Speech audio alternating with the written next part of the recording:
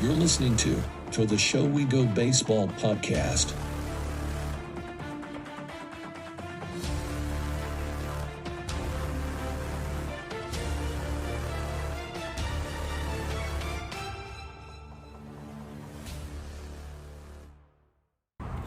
What excites you about the team this year? Like I said, a lot of young guys, a lot of guys that have had a lot of success in the minor leagues. The guys coming up from High A Vancouver, they won a championship last year. So I'm really excited to see how they compete and what they do and how they mesh together as a team. We have that with a mix of some guys who have been here before, some older guys. So, and then a staff with a lot of returning coaches, a lot of new coaches. So just a new group and a group that's had a lot of success. So it's really exciting.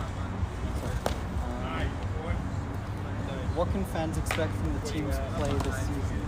I think we're going to play really hard. I think we're going to compete well, and I think you're going to see some really good pitching and some good offense, some good team offense with some guys who really stand out with the bat. But I think all in all, a lot of guys who know how to handle an offense and how to get the guy over, score the run. So I think we're going to score our runs, and we're going to have really good starting pitching and really good bullpen. Last one. What are some team goals for the team this season?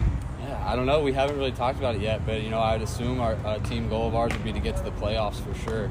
Get the Fisher Cats back in the playoffs for the first time in a little bit. Build off some success we had towards the end of the year last year, and just win a lot of games and have a lot of fun. Excellent. Sounds good. That's all right. I want to ask you a couple questions about yourself now. All right. So you were named to the spring breakout roster this year. What was that like for you? It was really cool. Kind of like I was just talking about, like a lot of young guys who I haven't necessarily gotten the chance to play with. I felt pretty cool. I think I was one of the older guys on the roster, so kind of getting to be behind the plate for that and watch them all play. And then, obviously playing on MLB Network and playing in that inaugural first spring breakout game, it's a pretty cool experience to see what MLB is going to do with that and to be a part of the first one.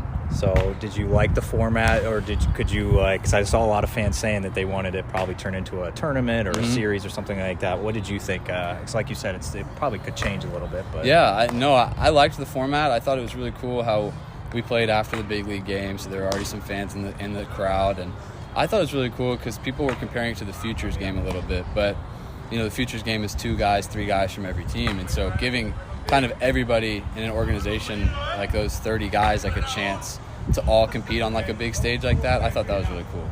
And then, so in regards to spring training, you had an NRI. So what was it like, I guess, being around the big league club and just being around the team for? Yeah, no, the NRI is a huge honor. I've been there a couple times, and every year you just get more comfortable, and it's just it's really cool to go see how they go about their business and see how they kind of interact with the younger guys. Like, we have a great group with Toronto who they really value the younger guys, and they're really nice to us and kind of make sure that we find our way, take us out to dinner, like as a position group.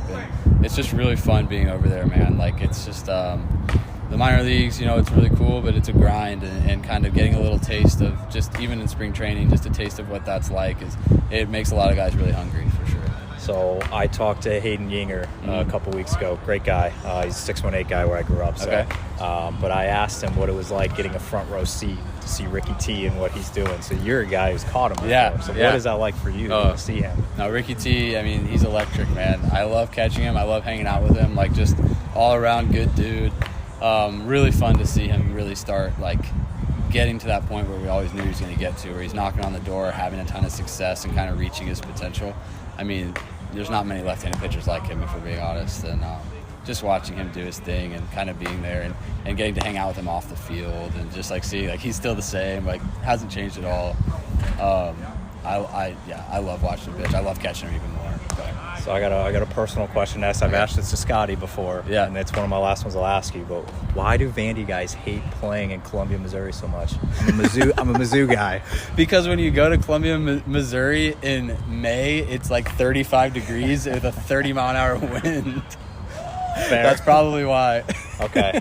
I was wearing my Mizzou polo, and Scotty saw me. He's like, that was my worst stadium I've ever played in my entire career. So. It's just you go from, Columbia, South Carolina, Gainesville, Florida, and it's like nice and sunny, and then you go to Missouri, and some days are nice, but there's some days where you're like, why am I wearing 3 jackets right now? Okay.